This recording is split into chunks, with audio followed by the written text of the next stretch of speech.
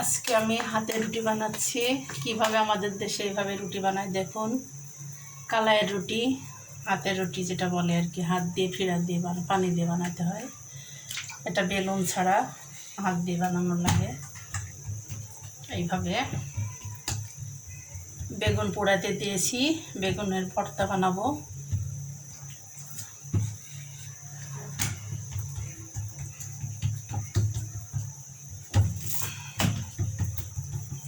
এইভাবে বানানো লাগে।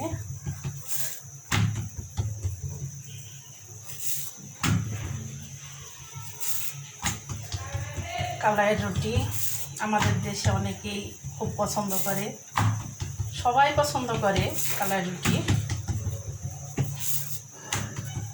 তারপরেও আমাদের দেশের কুষ্টিয়ার দেশের লোকজন বেশি পছন্দ করে।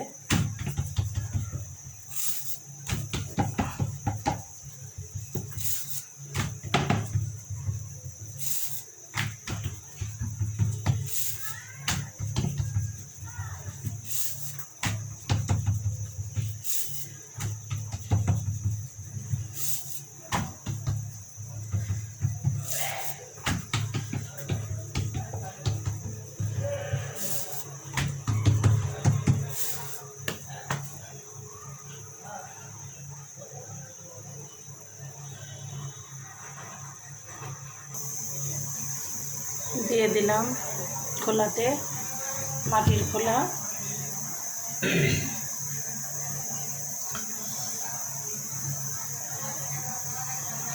ভালোভাবে সেকা লাগবে রুটিটা। ওইদিকে ওই চুলায়, গ্যাসের চুলায় বেগুন পোড়াতে দিয়েছি। বেগুনটা পোড়ানো হয়ে গেলে ভর্তা বানানো লাগবে। তারপরে মরিচ ভর্তা বানানো লাগবে। এগুলা দিয়েই খাই সবাই, মুখরোচক খাবার। সবাই দেখতে থাকুন কিভাবে বানানো লাগে রুটি। অনেকে জানে না কিভাবে বানাতে হয় এই রুটি। আমাদের দেশের লোক জানে, কিন্তু অন্যান্য দেশের লোক জানে না। দেখুন কিভাবে বানাই।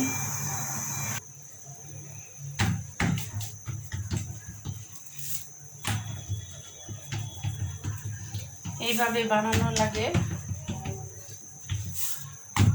আমি তেমন পারি না, তারপরে চেষ্টা করি আর কি, যতটুকু পারি।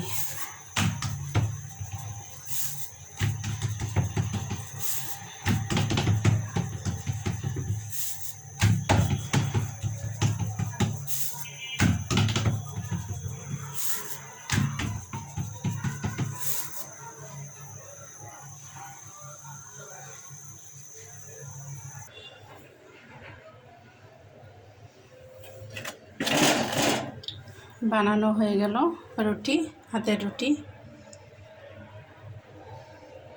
4টা বানালাম। এবার বেগুন ভর্তা বানাবো। বেগুন পোড়ায় রাখছি, এই যে। এবার ভর্তা বানাবো, তারপরে ভর্তা বানাই খাওয়া হবে।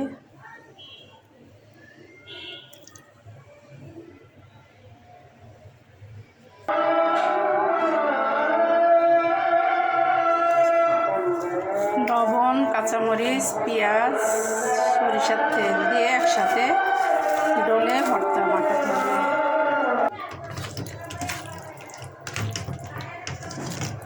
হয়ে গেল বেগুন ভর্তা।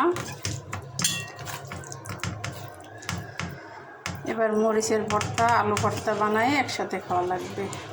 যে যেমন যেভাবে যা পছন্দ করে আর কি, খাই সেভাবে।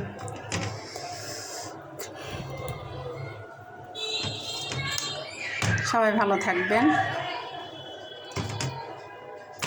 কমেন্টে জানাবেন কেমন হয়েছে ভিডিওটা। আল্লাহ হাফেজ।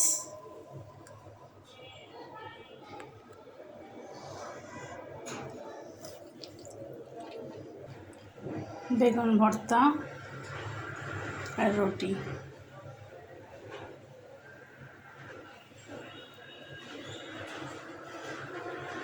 বেগুন ভর্তা রুটি খাওয়ার সবার দাওয়াত রইল।